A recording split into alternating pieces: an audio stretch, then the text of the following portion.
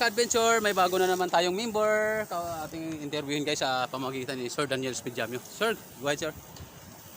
Okay, good morning Philippine Confederation of Senior Cyclists. We're here once again live at MOA Ground, Conrad Hotel, Marina Way on our Wednesday laps training and laps training of the Mandaman Junior Elite Cyclist. No? At we have a new member with the name of Sir Aaron. Aaron, pakilala mo muna yung sarili mo. Pangalan mo, kung ilang taong ka na, tsaka sa kanila. Ako po si Aaron Laifang Pinaparo. I'm 15 years old. Isa po din sa Okay, no, Aaron, no, kasi si Aaron, no, kanina nakita ko, sabay kami magbike dito, nakita ko lang siya at nakausap ko. At sumasali rin siya no, sa races. At Sir Aaron, kwento mo sa akin yung mga sinalihan mong races. Kahit newbie pa lang yan, pero ibig sabihin magandang experience no, para sa isang mga baguang siklista na gusto nilang matupad yung kanilang pangarap. Kwento mo lang sa akin kung ano yung mga sinalihan mo sa Las Vegas. Mahirap din po pero may halong saya po kasi nakakuha na rin po ako ng panalo sa karera. Okay, no? Ganyan yung mga hinahanap natin, yung mga sabihin, mga aspiring athlete, ibig sabihin, may potential kayo, no? Ibig sabihin, yung determinasyon, yung focus nyo, kasi kung wala kang determinasyon, focus mo, hindi ka kahit pa paano, ibig sabihin yung determinasyon mo na una, alam mo na parang ang hirap manalo, di ba? Pero darating din yung time na pag talagang praktisado ka, talagang mananalo ka. Basta kailangan talaga may effort mo. Kailangan talaga may ensayo, hindi pwede na manalo tayo nang hindi tayo nag-ensayo. Sir Aaron, shoutout mo lahat ng mga kasama mo sa Las Piñas.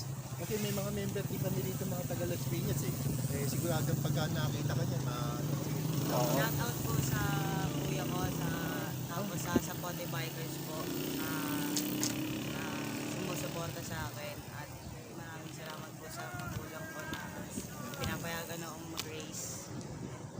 Ayun, no, nabanggit mo nga pala Sir Aaron, no, unang-una sa lahat, buti nabanggit mo yung magulang mo na kasi unang-una ako lubusan papasalamat din sa mga magulang na sumusuporta doon sa kanilang anak mo. Para alam din nila kung sabihin nasa tuwid na landas. Pwede nga magbigay ka ng konting inspirational talk para sa mga kasamahan natin, mga junior na mga gusto pang sumali rito. Ano maipapayo mo sa kanila? Ano maipapayo mo? Kaya na siyempre, kung gusto nilang makamit yung mga hinahangad nila, ano ang gagawin? Ano mabibigay mo para sa kanila? Para po makasali. Hindi, yung para kagaya nung para lumakas silang mag-bike, ano mabibigay mong payo sa kanila? More ensayo pa po at laging manalangin sa Diyos para manalo o para iwas sa aksidente. Yun, tama, Okay yun, tama. tama yun, no? Ibig sabihin na, kumbaga sa hindi lang tayo na kumbaga sa physically, morally, spiritually. Kailangan meron din tayong pananalig sa taas. Unang-una sa lahat, kung nag-aaral pa kayo, unahin niyo muna yung pag-aaral niyo. Kasi may time naman tayo rito para sa pagbabike niyo. Ayun lang,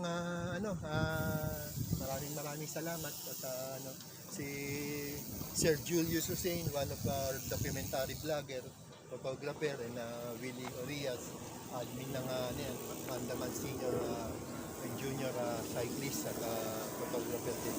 Kaya yung mga nag-cover sa atin dito para mapanood ng mga kapwa natin mga siklista.